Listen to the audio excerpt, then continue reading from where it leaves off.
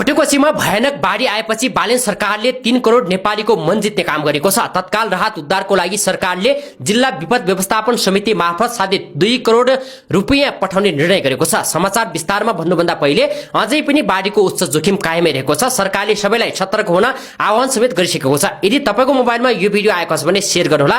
तपाईको एक सेलले कसैको ज्यान जोगिन सक्छ। रसुवाको भोटेकोसीमा आएको बाढी प्रभावित क्षेत्रमा तत्काल राहत तथा उद्धार कार्यका लागि सरकारले जिल्ला विपद व्यवस्थापन समिति मार्फत कुल साढे 2 करोड रुपैयाँ पठाउने निर्णय गरेको छ।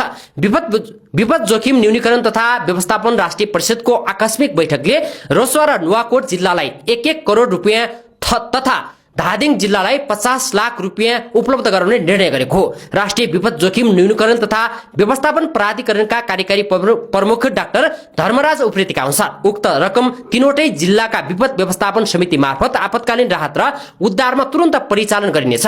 तिब्बतको जिलोङ काउन्टी स्थित डोइलिङ छाङ्गो खोलामा भीषण हिमपहिरोपछि नदी थुनिएर बनेको अस्थायी बाँध फुट्दा आएको बाढीले नेपालतर्फ रसुवा, नुवाकोट र धादिङमा ठूलो विनाश निम्त्याएको छ। बाढीले रसुवाको टिमुरे, स्यापुरबेसी तथा रसुवागढी क्षेत्रमा ठूलो जनधनको क्षति पुर्याएको प्रारम्भिक जानकारी प्राप्त भएको छ। घटना लगत्तै विपद कमान्ड पोस्टको बैठक बसेर उद्धार तथा राहत कार्य अघि बढाइरहेको छ।